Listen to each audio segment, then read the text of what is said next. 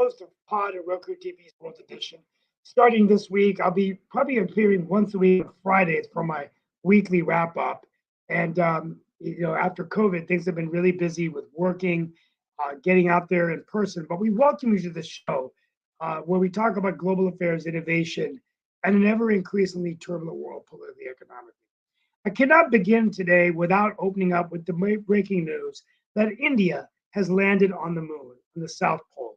The Chandrayaan 3, the first time India has ever landed on the moon, joining a very exclusive club, the United States of America, the former Soviet Union, and China, who have landed aircraft on the moon. This is a game-changing event for the Indian space program. The Prime Minister of India, who is really working hard to make India the fifth largest economy in the world, has now enabled to show that India is not only an emerging nuclear power, but a space power as well. So congratulations to India. And with that being said, today there's a lot of stuff going on in the world, but I wanted to just open up my monologue with, first of all, the Republican presidential debate is tonight, this evening. You've got Donald Trump not participating, but it'll be Mike Pence, Chris Christie, Vivek Ramaswamy, who's kind of slid in up to the third place on the list. DeSantis, the governor, will be there of Florida, and a number of Republicans running for the White House. 8 candidates, all in told. It should be interesting to see whether any of them can move the needle. And speaking of politics, the other news to talk about today is the third party no labels, which in North Carolina, our home state, where Mark Lee and I live, and Nick Paladiva, the North Carolina Board of Elections approved no labels as being able to have a third party presidential ticket. Now, this is a game changer in that there will be a third party on the ballot for statewide races. Required a certain number of signatures, I think 14% of signatures for the petitions which were signed. But many critics say that the No Labels Party will take away votes from Joe Biden and could actually help Donald Trump win North Carolina. So we will be watching that very, very closely. With that being said, we're going to talk about the Ukrainian drone attack in Belarus. Sergei Surovikin, a Russian general who is head of operations, has been dismissed as the commander of Russia's air and space forces. And John Eastman has also been indicted along with Donald Trump. He is a lawyer that helped Trump in the past. I could go on and on, lots of things. I'm just going to end with my final insights that I'm wearing purple today because I think many people in American politics are getting concerned of the extreme left and right of both parties. And we often forget that in many nations, they have multiple parties, coalition building that enables partnerships to be built to address issues that affect people of different political beliefs. This is something I think that's much needed in the United States of America. But it would be nice if that these third parties actually had more viability to win the White House. Maybe that day has come, but it's still hard to break through the two-party system we have in the United States. In 2001, $1 billion was spent on federal elections. Today, that number has surpassed $14 billion. Even in North Carolina, the Tom Tillis U.S. Senator race in 2026 is just projected to be an $800 million race. And even to be the governor of North Carolina, at least $20 million of outside money coming in. This is incredible. And with money being such a major force, both parties have a strategic advantage of outside groups coming in, spending unlimited money just to get a 5-second TV ad, which costs about a couple $100,000. So just getting your message out. So can the third parties be successful? Do we think that we need a third party in the United States? We're going to talk about that today in the few minutes I'm with us. Let's go ahead and begin the show. I'm going to bring in Mark Lee, and we are going to celebrate Ukrainian Independence Day tomorrow, although the show with Ukrainians might be next week because I'm trying to find some guests for that show, but we'll be talking about Ukrainian independence tomorrow. Yeah, no problem. We'll probably also be talking about that debate that you just mentioned that is taking place this evening. I'm going to bring on the bosses of the network and Nick Palveda, as well as Elise Newton Rhodes. And I guess the question I have for you, Steve, as well as everybody else on the panel, is: are we 100% sure that a unity ticket or a no labels ticket will necessarily hurt just the Democrats? Because what I've heard from some of my friends and acquaintances is that they consider some of the platform issues conservative to moderate. I'm not saying that they are or aren't. I haven't studied totally the platforms and everything that is being put out there. And I do know that in talking to David, who is one of the founders of the network and who is the host of our economics show, that they are trying to get people from both sides. As a matter of fact, I think they said they want both a Democrat and a Republican on the ticket. He said that he will not be on the ticket. But that being said, and with them trying to go for both sides, are we 100% sure that it's just going to hurt Joe Biden? Because you said it could toss the election to Donald Trump. I'm not 100% convinced of that, but I'd love to hear your thoughts around that. And we've also got Sasha Starr.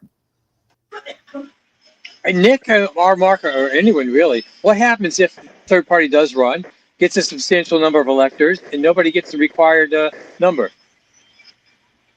I don't know whether that, well, I mean, that's a great question. I mean, I think from a presidential perspective, the problem is you have to win the electoral votes. Mm-hmm. So, maybe this is unprecedented territory, and, we might wake up and say that, maybe they can reach that threshold of 200, and I think it's 280 to win the presidency. So I don't know, Lee. I mean, that's an interesting question. I think it's also interesting in states, for example, we have the largest votes in North Carolina voting group is unaffiliated voters. But still, many people say, which confuses me, if that's the case, why would it be hard for a third party to be able to come in and win not only the governor's race, but council of state seats? But all the political consultants say that it would be really hard and that it would take away votes from, let's say, and for some reason, the articles are saying that it would take votes away from Biden. But typically, when you've had third parties, it's been a spoiler and it helps, but maybe it would help Biden, maybe it would help Trump. I don't know. But anyway, that's kind of the concern. And Nick, what's your thoughts? Because like I said, I earlier have looked at some of those numbers and I'm not 100% convinced that it's just going to hurt Biden. And I don't think that we, meaning North Carolina, is the only state that has a substantial number of independents or unaffiliated. I think that there are a number of states that have that category in the 50-state union and all along those lines, and definitely even the territories as well. But what's your take? Well, I think it poses a very important question. Lee put an important question on the table. What happens if you don't get the required majority? Does this then go to the House of Representatives to determine who the president is? Or do you have a runoff? I don't think you have a runoff. Because remember, there is some precedence about this years and years ago where the Electoral College would convene and make who the president's going to be. So this could be a very interesting thing if a third party comes in and split the vote three ways. No one has a majority. So that's a really good question. In terms of purple politics, first of all, I want to know if we can trademark that. Okay, because it could be very, very important going down this road. Who knows what's going to happen if a third party jumps in? Is it going to pull from Trump? Probably not, because he's got his base that I'm going to vote for Trump no matter what. Is it going to pull from Biden? Not. He's got a base of people that are going to vote for him no matter what. But then there's a huge amount, maybe it's as high as 40%, that'll vote somebody other than Trump or Biden, and they may end up winning. Like an example, just to show you real quickly before we get to the Indian space program, I want to talk about that and some of the other issues going on in the world. I'm going to leave at 10:30 today, but the bottom line is this. If you look at North Carolina, folks, this is what's interesting. We have 100 counties in North Carolina. In the last attorney general's race that Josh Stein ran, there were some counties that he won by 700,000 votes, and there were some counties that he lost by 700,000 votes. He won the attorney general's race by 10,000 votes, which was a pretty slim margin. Now he's running for governor. The question becomes, if a third party gets in, is that going to actually split those vote differentials so that he's not getting the 700,000 votes, he might get 400,000 votes, right? So would it hurt Josh Stein? Would it help Mark Robinson, right? I don't know, but the thing is, I just don't know whether it's viable right now in a state like North Carolina that the base of Democrats would leave to go vote for no labels. Now, there's also the Forward Party, which is doing it differently. They're not endorsing presidential candidates, but they're endorsing state candidates, and they're endorsing both Republicans and Democrats with this idea of, and so we reached out to them to come on the show next week. But anyway, that's my take. I still think, but I think it's a game changer. Is this the first step towards there being a viable third party? Right. I mean, and do you all think that we need a viable third party in U.S. politics? I mean, a viable Steve, third isn't the party- Bible the no labels just a federal issue, just presidential, not state or local? It's federal right now. I think it's federal and state, because I thought that they said that they were running possibly state candidates as well, but I'm not 100% sure. We'll have to reach It's out not to entirely clear, Right. but I think they could. I think the real thing they're doing, Lee, is they don't want to see a Biden-Trump rematch, which is where it looks like we're heading to. So what are they waiting for, Nick? Why don't they just pull it already and just go out there and just declare? Well, I mean, if you've heard David speak and everything, David has said that they have to find they wanted to get into a certain amount of states, and that they also wanted to see a clear path to victory. I know on the economic show on Monday, he said that they are starting to see that clear path to victory. And the other thing that I've always been curious about is that if you look at some of the other third parties, then sometimes they became after forming as a third party and deciding and playing that spoiler role, they then would sometimes meld into the system or just kind of fade into the sunset. I mean, I'm of a certain age that I remember John Anderson running. I think that was against Reagan and everything. And definitely he kind of faded into the sunset. But I also remember as a North Carolinian, the Dixiecrats and some of the people that were doing stuff in a sense, the boll weevil Democrats, and they just kind of like, even though they formed at one point, I think a party or two, they then kind of dissolved into the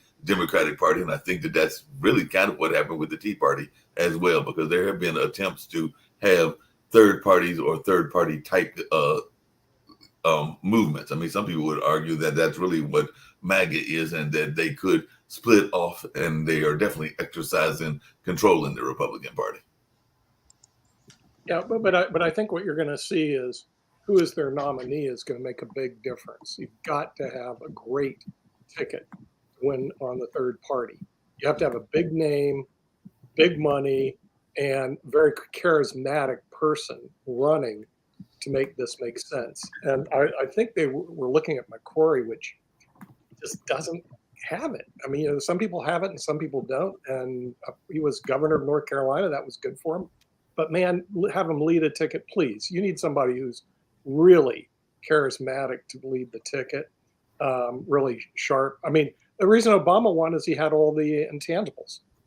Same with Clinton. Those people were unbelievable in terms of charisma. And even to some degree, Donald Trump has some of those intangibles in terms of charisma. You don't have to like him, you don't have to love him, but he definitely has charisma, and he definitely has some of that entertainment background as well. But that and is a true showman in all senses of the word. But I guess the question I asked that you and I guess Steve is another name that is being thrown out there, and I don't know that he has national charisma, but he is definitely a name, is Manchin of West Virginia. And I've also heard names like Mitt Romney thrown out there on the Republican side, and I'm not 100% sure that they have the charisma that you're talking about as well. A person who does, who I think that would be very good, is Mark Cuban, because he hates Trump. You know, they've been in fights for years about, and his Shark Tank does really well. He's got a lot of charisma, a lot of television appeal. He does have really billions of dollars, perhaps not like Trump has. This guy really has it, because he sold out to Yahoo at a great multiple. And he I don't know if he has any aspirations, because he knows the minute he jumps into this sewer, he goes, why am I giving up my good life to be part of a presidential sewer? But he's got all the intangibles. Somebody looked at, got a leader, Mark Cuban. He's got the money. He's got the charisma, and he could probably do the job. He can't do any worse than Trump, even though he has no political background. Trump had no political background. So, I mean, if he could be a little leader of the ticket. I don't think they've even looked at him, but I think he would be a great candidate. The other thing is the gentleman from North Dakota, but he just doesn't I don't know how they're going to perform tonight. They may take one of the people that didn't win the Republican and bring them on, but I don't think DeSantis would be one of them. It would be one of the other ones that are down there as a vice presidential candidate. I think it'd be great because I'm not really happy with either party, and I think you got about 40% of the population, according to the LinkedIn poll that we did, would vote for the third party candidate, which is huge, which means they wouldn't win, but certainly they would throw it into the House of Representatives, which would be very interesting. And then you'd see that then even people like Sasha would follow American politics. And aren't we starting a show after Labor Day on American politics? We are. We're starting a show that'll deal with American politics in the evening, and it'll deal with world politics as well. So it'll be American and world politics, but it'll be more politically focused, and it will definitely be just strictly on the politics and less on the various guests and all in that space, and maybe even less on the various wars that are going on as well. But it'll definitely be very politically motivated, and that is going to be called World Politics. And I think we'll start that, like you said, right after Labor Day, probably that first week after Labor Day, and all in that space. And we've got some folks, including some of your friends that are in the legal aspect. I think Adam Lamberella may be coming back to do that. I think Steve will be better with that in the evening time, and there are a number of other things that could be happening in that space. I did have a quick question for everybody around, and I may throw to Sasha, and I did know Steve wanted to get to the thing with the Indian space race and all along those lines, but there's a lot of news about a force that is out there, and apparently they're having some infighting as well, because one of the things that I saw is that while the debate is going to go on, BRICS is meeting, and apparently Mr. Putin was trying to gather support for his side on the BRICS conference, but apparently at a business conference, one of their other leaders decided not to participate. So there might be some friction between Putin and Mr. G and everything, because apparently there is some friction going on, but there are also folks that are saying that various countries, including some of the African nations like Ethiopia, and I think another Asian country like Iran, are wanting to join BRICS. So maybe BRICS is having some tension, but maybe it's also gaining some political power. And I know that I think it was David and others were thinking that this is a work in progress. So how much power do they have, and do we need to be concerned about BRICS? Well, if Iran will join BRICS, the next one will be North Korea, of course. So the BRICS will continue to grow, and not all leaders of BRICS countries are such lunatics like Putin. And what Putin did, he put his country, never mind the war with Ukraine, he may win, he may lose this war, but he is already the big loser. He lost all the market for natural resources in Europe. That market will never come back to him, and Russia lost huge revenues from this very, very good market. Because think about the natural gas. Okay, Russia has plenty of natural gas. So it goes off from the ground, and unless you have a pipeline, which is the best way to transport natural gas, and you already have pipelines to Europe, so it's natural, it's like almost like a baby smile to transport this unwanted by Russians gas. They don't have any need for this amount of gas. So it goes through pipelines, goes to Europe. The billions of dollars are coming to Russia. What a perfect world.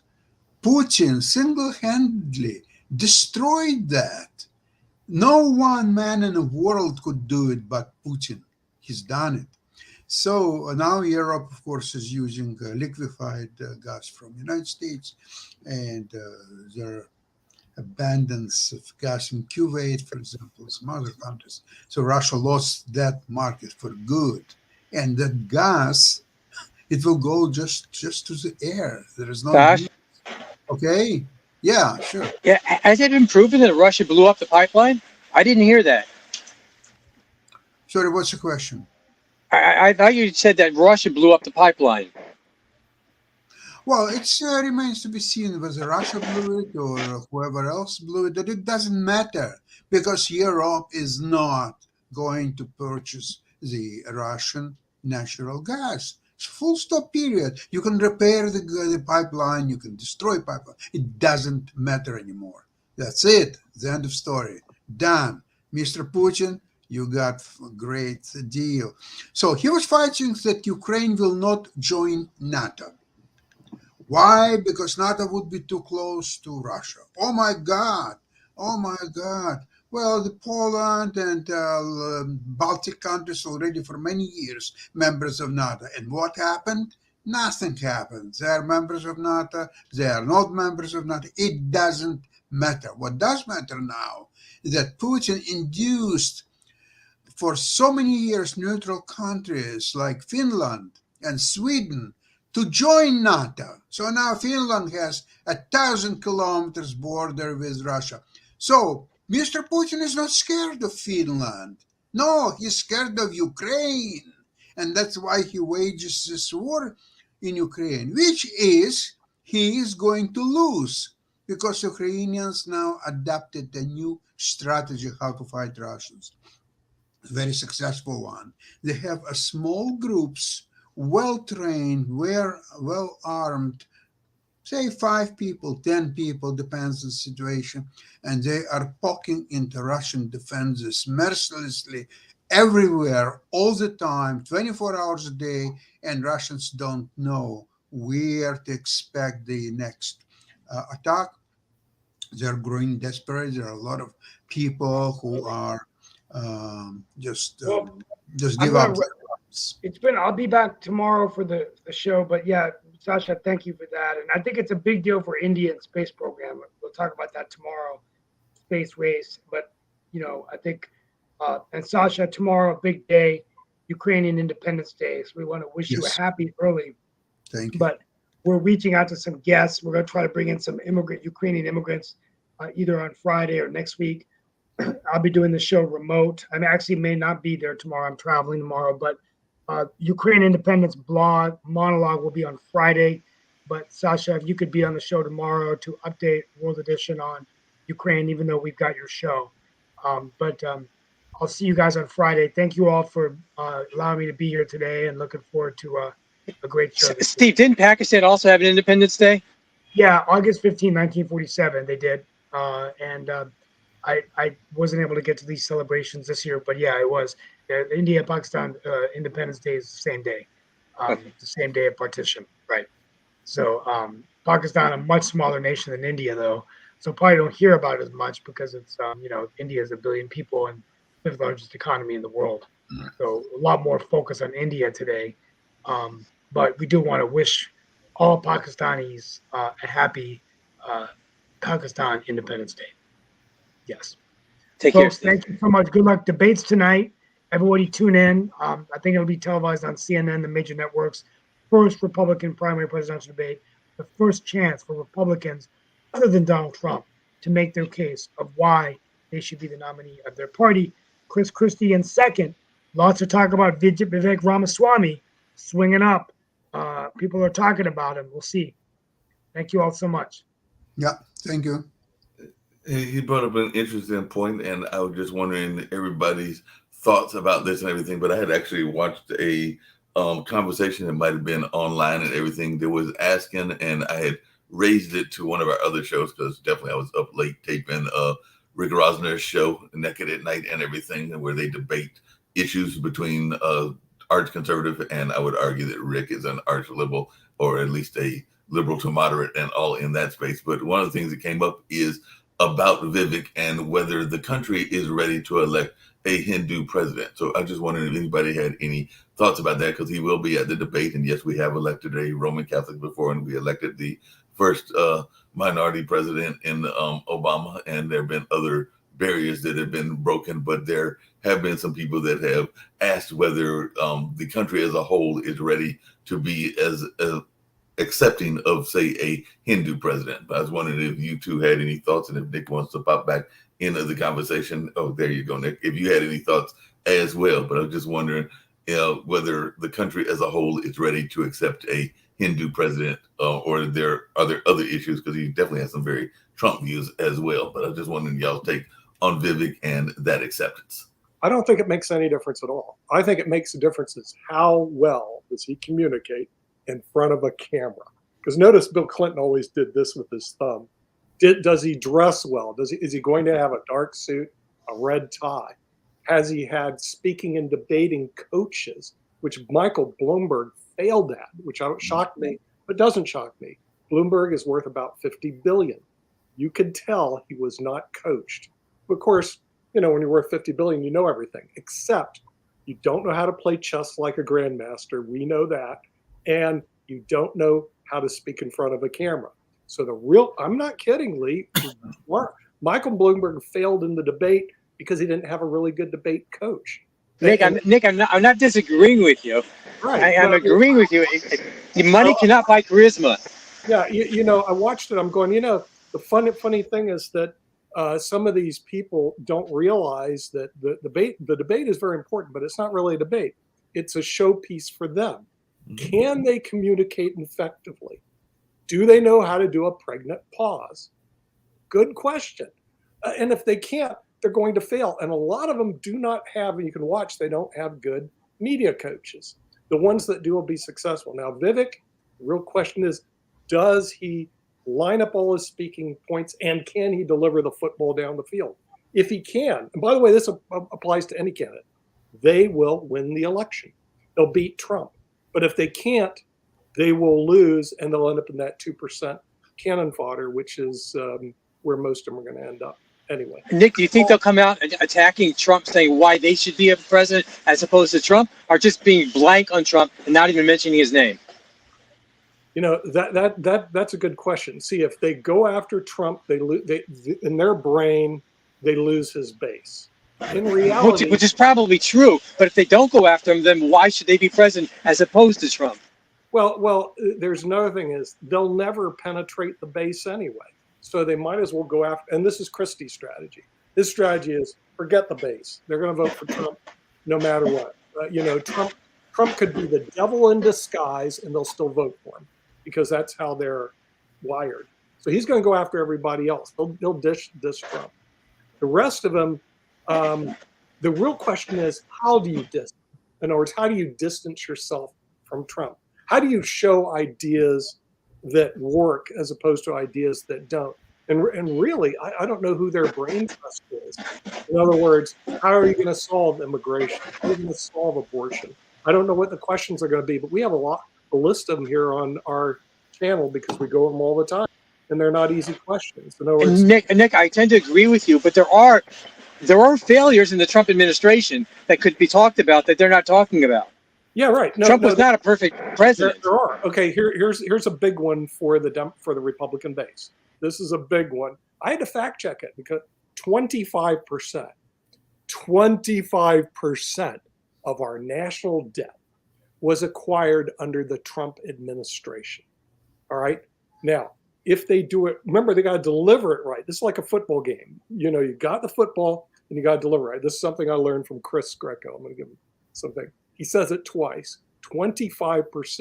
Then he says it again, 25% of all of our national debt was acquired under the Trump administration. Is this the person you want for office? In other words, they've got to have their lines ready to go. And if they don't have lines like that ready to go, then they're going to lose. Christie, if he just comes up, well, Trump's a bad guy, he's going to lose, blah, blah, blah, blah, blah. And Christie tends to do that. He doesn't deliver a punch. But if he just puts something like that together and pops Trump, good for him, And the another thing you could pop them, they have to have their lines all together.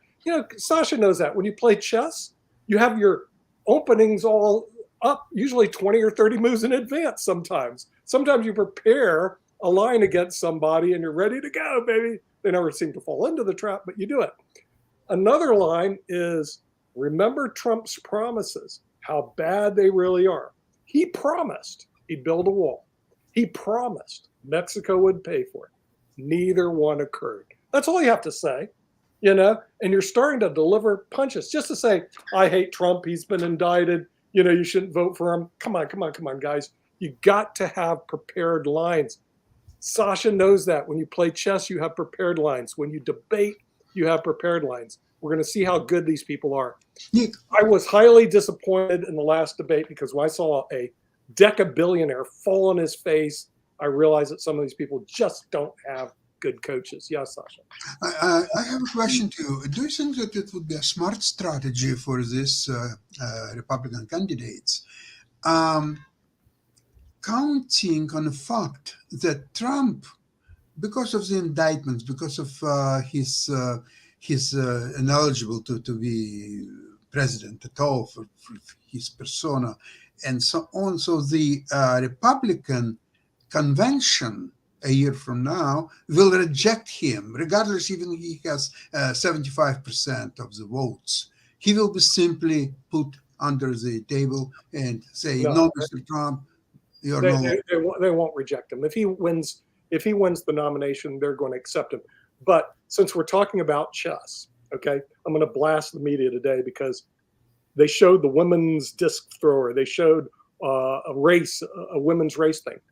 None of the major networks discuss the World Cup of Chess, which is going on right now in Baku, Azerbaijan, where Magnus Carlsen is playing this guy's name I can't pronounce. Praggnanandhaa. Praggnanandhaa from India, okay? And he's being trained by Viswanathan, by the way. Oh, he's being trained by Viswanathan. Okay. Yes. You have to imagine, this is how stupid America is.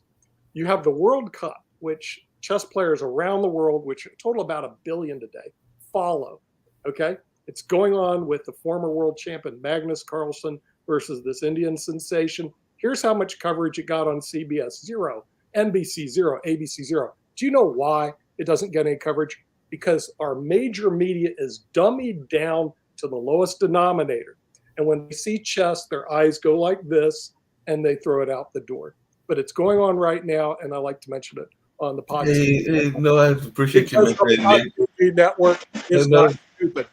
No, we're not. Nick, maybe that's because it's very slow moving. I was going to say, though, in all fairness, that and as a former runner, even though a very bad runner, that track meet that you're talking about is of significant importance to the Olympic movement and a number of other things. So I actually didn't mind them mentioning that race, and there were some very interesting results, including Shakira Richardson, basically, if I'm understanding, and Jacoby, you can correct me, dusting everybody, because I think that she won pretty handily in her race and everything. But like I said, I think that I read that somewhere, but correct me if I'm wrong, Jacoby, and I see your hand is up. Nobody really watches chess. That's the problem. No, see, that's not true. You're an American. Americans think chess nobody watches chess. So in the chess.com, there's over 100 million. India, there's over 400 million. Worldwide, there's 1 billion people that watch it. But the real problem is no one on media watches it because media is dummied down to the lowest denominator. Just to point out, the smart people in the world, they all play chess. They all watch it. They're all. I know you love chess. Well, Sasha, he's from Ukraine, Canada. Okay, so we have 2/3 of the people here that love it, and the problem is the media people don't. Here's some fun statistics for you. Now, Twitch is a good barometer about what people watch in terms of just online watching. Sure. It's a decent barometer. Yeah. Over 52.1 million hours with an average of 9,000 viewers and peak of 168,000 so far this year. That's over.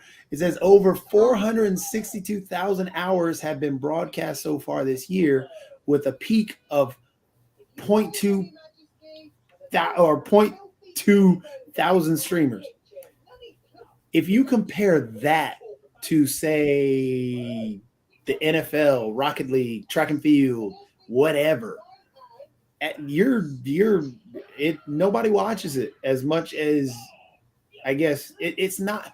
While it could be popular and people enjoy playing the game, in terms of just sitting there viewing it, it's not that entertaining for a lot of people. I agree with you. For the average viewer and the average person, that is absolutely true. But I'm talking average. If you're in the above average, that's a whole different cat altogether. Hey, Sasha, hold on. I got a question for Sasha based on what Jacoby just said and what I remember. There was a couple of sports that were not that have some popularity and have some overall popularity in America, but they had to kind of jazz up their image, and for lack of a better term, because when I think of two sports that are out there, bowling is very boring, but but there is bowling that is on regular TV and all along those lines. I've actually done a couple of bowling matches. While I have not played the game, I do have friends that play poker, and there used to be a show, I think it may still be on, called Poker After Hours. And part of the reason that people would watch Poker After Hours is because some of the commentators, and definitely it had the boxing girl kind of mentality, meaning there would be somebody that would be, fairly nice looking, that would be in there and all along those spaces. So the question I have to you, Sasha, is does chess need a image makeover as well? Because that part of the problem is that part of the common man, not the folks that are chess fans like you and Nick, but the common man is going to want something that will appeal to them, whether that's a woman that looks a certain kind of way making the commentating, or whether that is that image and everything. Because I'll be perfectly honest, that is what drew people to Poker's After Hours. Of course, it was also on at like midnight or something crazy like that. But is that what we need? Is a remake or a branding of chess? What's the goal? The goal is, in your opinion, to get as many people watching chess as football or poker or some other games. But that's an unfair comparison. I'll tell you why. Because for a person to watch football or baseball or any other sport, you don't need to know how to play the game. You may never play this game in your life, and you're lying on your couch and you're drinking beer and enjoying the game, okay? In chess, you, as a minimum, you must know the moves.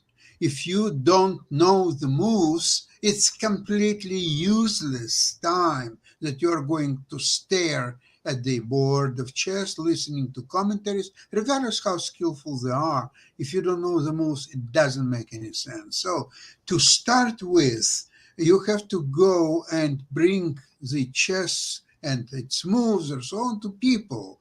And it's such a fascinating game that a lot of people in school, they're learning chess without even being coached by their parents or teachers or so on. They're learning from their friends or so on. And this is a game which stays with you for all your life. If you learn the chess when you are 8, 9 years old, and you're 29 and you're 69, you still love the game and you're watching and so on. Right now, if you go to YouTube now, I must say that Twitch is not the perfect measurement of the popularity of the game.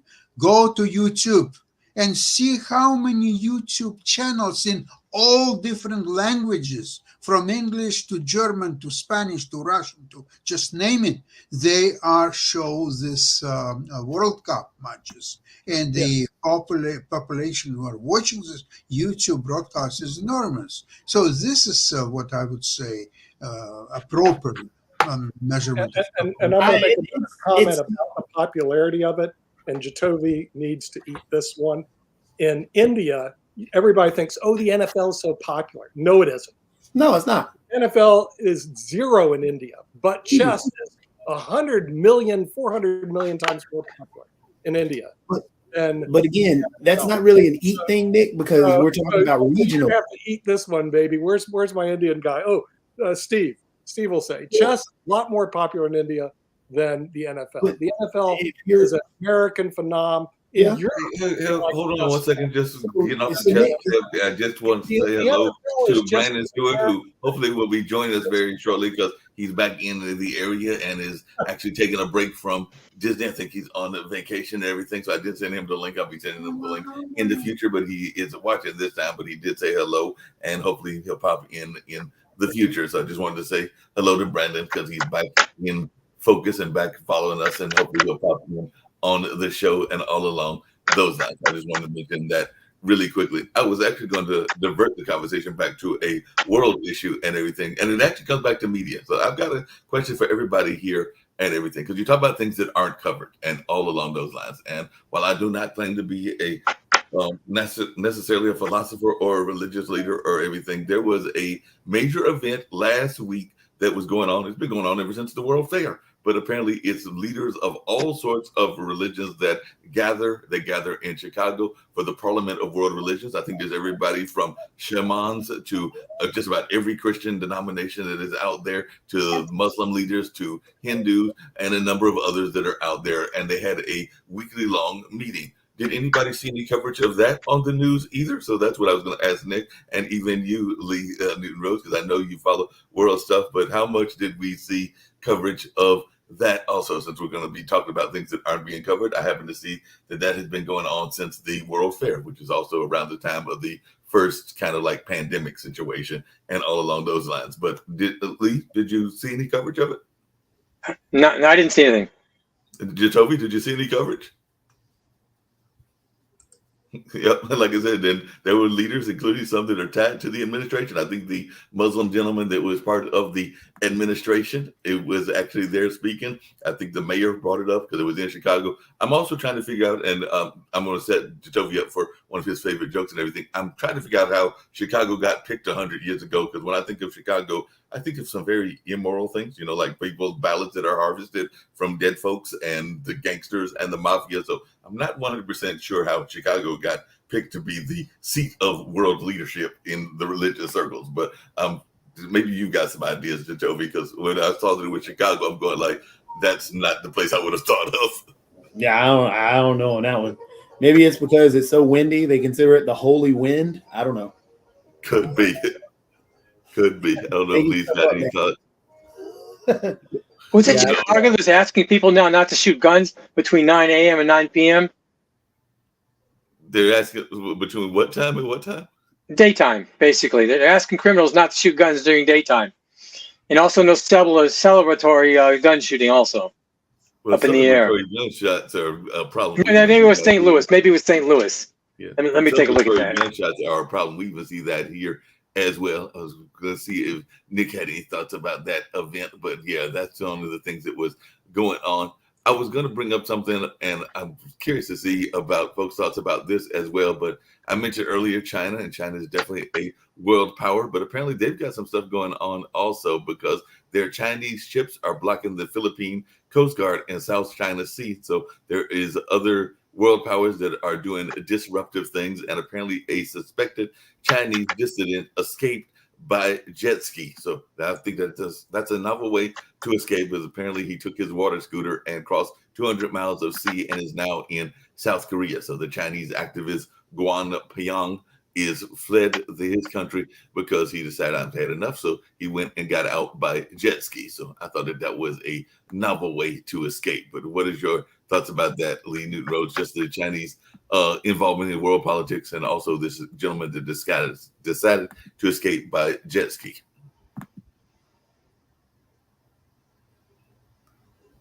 It's in the Chicago news. Say what? In Chicago news, some politicians are coming out asking people to take their firearms off the streets between 9 a.m. and 9 p.m. when the risk of innocent people getting shot in crossfire. There was, it was one politician, Hayden, tried to put up a proposal for that. It was just one politician, so not really. It's kind of interesting. Who are they addressing this to? Criminals. Yeah, but I mean, what criminal is going to be listening? I mean, we hear gunshots even in North Carolina, and we definitely hear quote unquote celebratory gunshots, and there have been definitely a number of incidences where people have been killed by that celebratory gunfire and all along those lines. But I don't know that the criminals are going to be listening. I mean, as that's exactly the point. Yeah, I got your point, because there's also a number of people. I just use Durham as an example that love to celebrate by running up and down the streets in their revved up bicycles. And I know that it is a nuisance for a number of neighbors, and they were asked to stop and all along those lines. But I think I just saw a group of those folks go by either yesterday or a couple of days ago. So just because you are asking people to do it doesn't mean that they are going to do it if there is no enforcement mechanism. And I don't know what that enforcement mechanism would be, because we also don't want to infringe on people's rights, because I'm thinking that you would almost have to knock on the door and find out whether they've got the guns and whether they're using the guns in late night and all along those spaces. But definitely it'll be interesting to see what goes on in that space. Yeah, that's a whole nother issue. Yeah, it is. Yeah. Hey, but everybody, I just saw that in Oklahoma, is that on the far west of the United States, there is a superintendent that apparently is getting into some hot water because he is actually just like there have been people that have said that the CRT agenda has been pushed. Apparently, he is pushing Christianity. So he is basically saying, I guess, that all the Tulsa schools need to do stuff, or at least this area of Oklahoma, I think it's around Tulsa, that they need to be practicing Christianity in schools, and this is being pushed. And apparently, they are in a showdown with their state officials. So, how far can that argument go? And is it something that should be allowed to be in the schools? Because there was, for years, the whole notion of separation of state, and this seems to be going counter to the separation of church and state. That can't go anywhere because of the First Amendment. Exactly what's going on? Is he teaching it like he's teaching Judaism and Islam and Hindu as world religions? Or is he teaching it to convert people as a missionary? It sounds like it's missionary work, but I'll pull up the article and we will see. Ryan Waters, who called a teachers union a terrorist organization and pushed for prayer in public schools, offers a preview of what would be coming in other Republican-led states, is what NBC News is putting out there. So apparently he was sworn in as Oklahoma Superintendent of Public Instruction in January, and he's called for prayer in public schools and hanging the 10 Commandments in classrooms. He's adopted regulations prohibiting school libraries from circulating books with sexualized content and requiring educators to tell parents if their child changes their gender identity. And now he's threatening a state takeover of Tulsa Public Schools, Oklahoma's largest district, leading Tulsa superintendent to announce plans to resign Tuesday ahead of a key state board of education meeting on Thursday. So it looks like in his opening parts of his job, as he's come into the job, he has had some very conservative thought patterns and everything. And apparently he's getting a lot of support from everybody from the conservative activists such as the 1776 Project PAC to Americans for Prosperity, and a group that I know Jacoby mentioned yesterday, Moms for Liberty, which plans last month to back like-minded state superintendents nationally. So that's why this could be a national trend, and that he could be the litmus test to see how far this can be going. He's not pushing for all religions. He's pushing for just one. He's saying God in public schools. So he cannot do this. It goes against the First Amendment. Don't most world religions recognize the 10 Commandments? The 10 Commandments is part of a religious doctrine. You cannot have a religious doctrine in a public. I understand what you're saying, but don't all the three major religions adopt the 10 Commandments as part of the theology? The thing is, you're saying there are only three religions then? No, I didn't say there are only three religions in the world. I'm saying the three main ones. But that's my point. If you're saying that the only three religions are out there, no. So it doesn't matter if they're 3, if they're 50, if they're 100. You cannot have a religious doctrine based on one particular religion in a public school, because then you're going against the First Amendment. Yeah, I want to come back to the debate. Is this going to be the kind I'm of not so sure, but I hear what you're saying.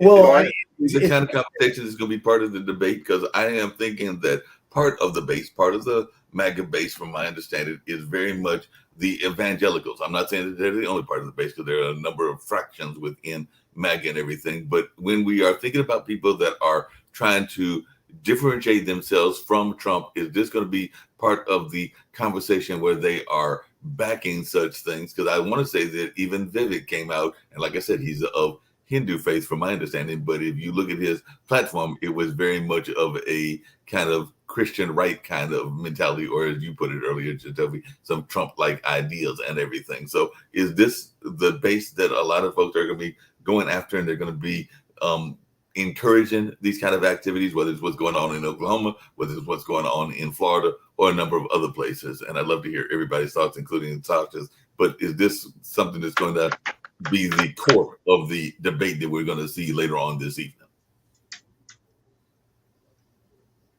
You're on mute, Toby. This country was set up with value system, Judeo-Christian value system. Are we saying that's outdated now because of what Toby was saying?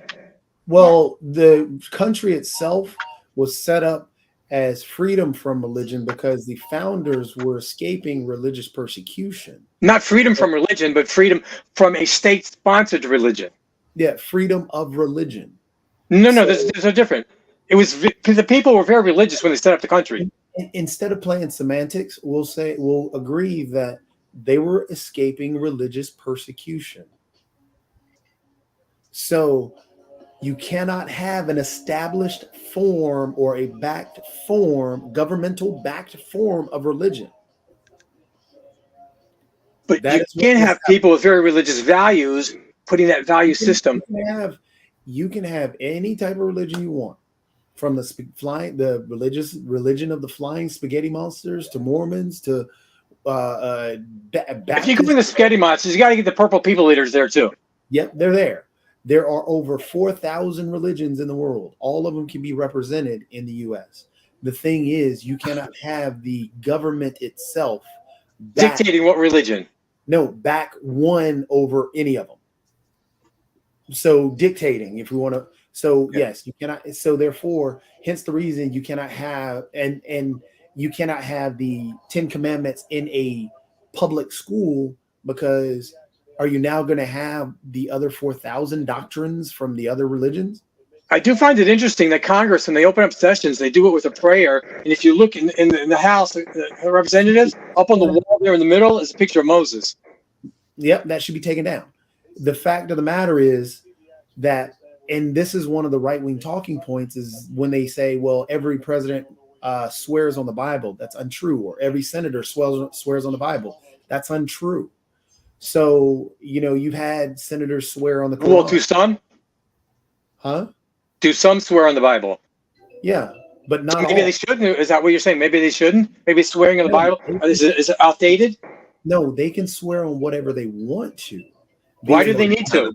I think what he's trying to point out is that, hold on a second, Toby, because if I remember correctly, when Elian was, there was one of the Muslim ones that was there, I think they swore on the Quran, and there have been other cases where people have sworn on their religious faith, whatever their religious faith is. Yeah, Mark, why does anyone take a religious swearing oath? They take an oath and they choose the book that they swear on. No, well, why should it be a religious book? That's what I'm asking you. That's what they've chosen. Why? But that's it. Doesn't. Why not just the Constitution? Why should it be a religious book? They choose that. It's not that it has to be. It's not written down anywhere. So I can choose a comic book? Yes. You can swear on whatever you want to. You're just you're swearing an oath. And so you can swear on whatever you want to. You can swear on a menu from a Chinese restaurant.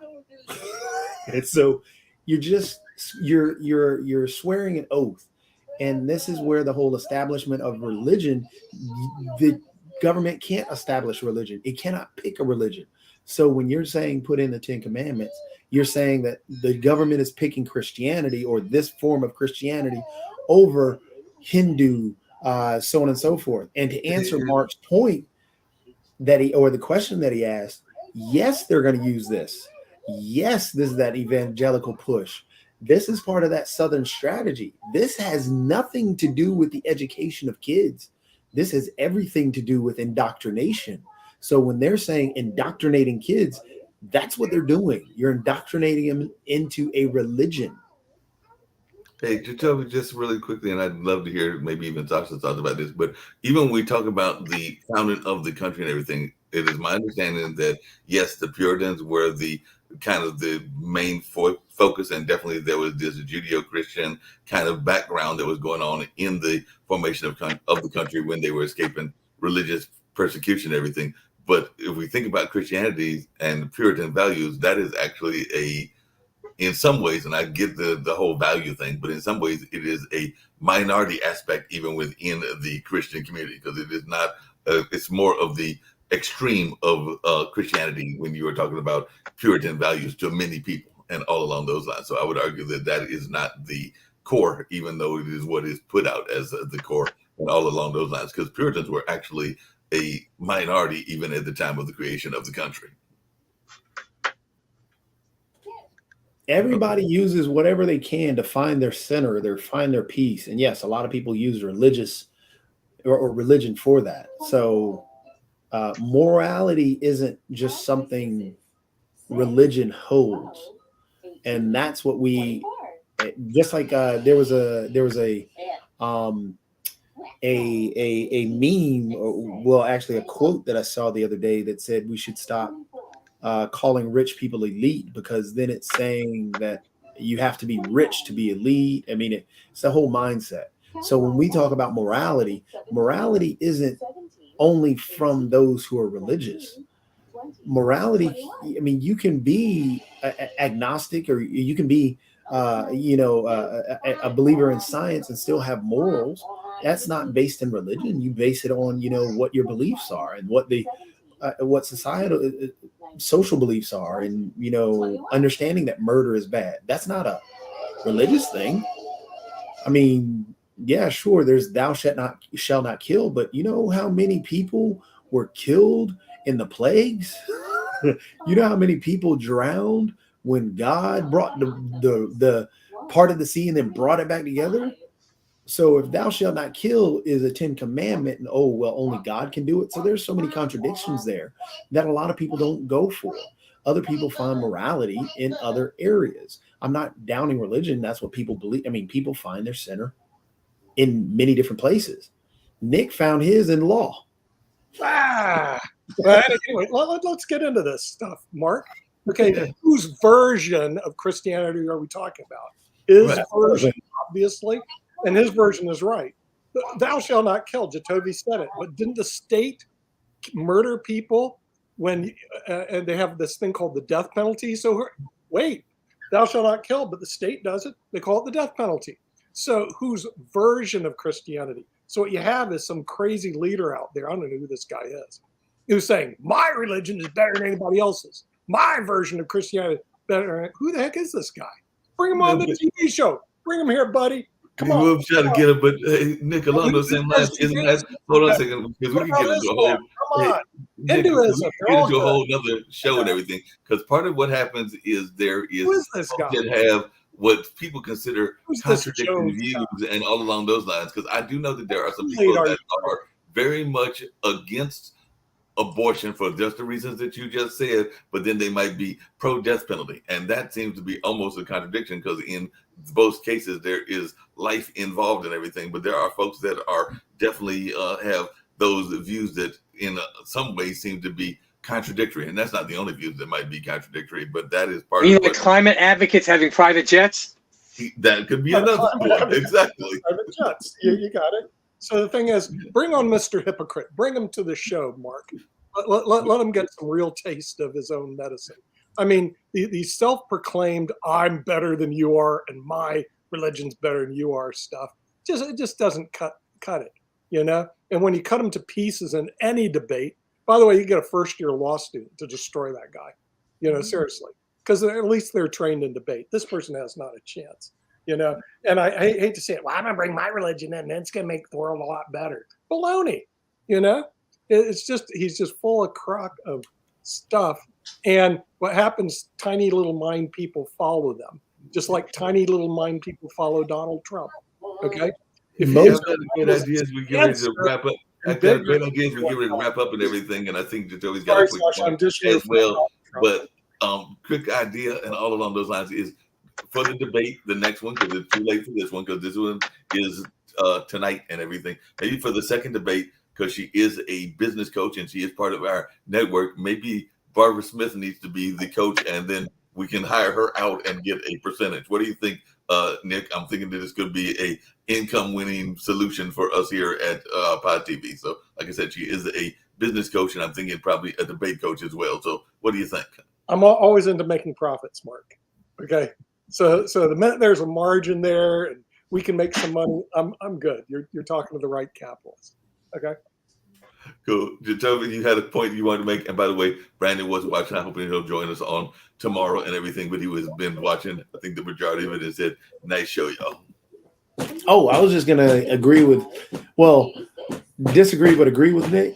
The part that I disagree with is the small-minded people. No, I still, people find their inner peace in various different ways. Yeah, there's small-minded people who are religious. There's small-minded people who aren't religious. So that's another thing that religion doesn't have Monopoly. So everybody, I mean, there are small-minded people on every We side. just have a monopoly. But We all have our I was going to concerns. say though, in terms of the contradictory parts, Mhm. religion and money are the reasons most, if not all, wars are fought. Religion and money. Religion has, and even in Christianity, if you look at who was it, Alexander the Great, doing the Crusades, that was all based in Christianity. Well, Christianity has what? Thou shalt not kill. How many people did they kill in the Crusades? Jacoby, I think most of the wars were over secular people, not religious. Most Religion. murders. No, But war. did they use religion as part of the discussion? War. Because everything, even if you look at slavery, a lot of the justification for slavery was tied Stalin, around the Hitler, religious Pol Pot. argument. Who did it? Hitler went after who? But Hitler wasn't. He Wait. wasn't his own religion, though. Hitler. He was attacking other groups. I got you on that one.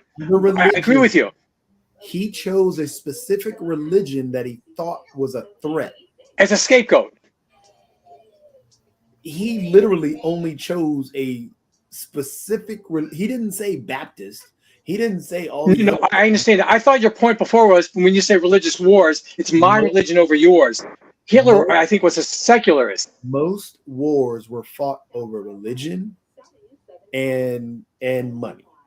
Alexander the Great, the Attila the Hun, all these, most of it, religion played the main role, if not. Sasha? With Stalin, was religion a part of the picture or no? Yes. Look at it's crazy. I mean, for example, if you take all the Middle East peace, what's that over? Or the Middle East wars? It's over a piece of land. What's important about the piece of land? In the Palestine, One side wants the other dead. No, but why? Because they just don't want them to exist. They don't want them there. What's important about the land? It's not theirs. We can get there. What's important about the land? There's more than that. No, it's not. It's that simple. It Can has we argue over the Holy Land aspect of it? Because I mean, all three religions, you mentioned three religions earlier, and see that land as part of their religious core. Because if you look at Israel, if you look at a number of other things, they all, whether it's Muslims, whether it's Christianity or Jews, they all see that as holy land and everything. So that is part of what the argument is about, is the importance of the land to each of those three religions. So that is part of the war and the part of what goes on in that conversation. Exactly. It's to be continued. It's time over. All right. All right. On that note, we're getting ready to get on out of here. See you all tomorrow. See you tomorrow. Yeah.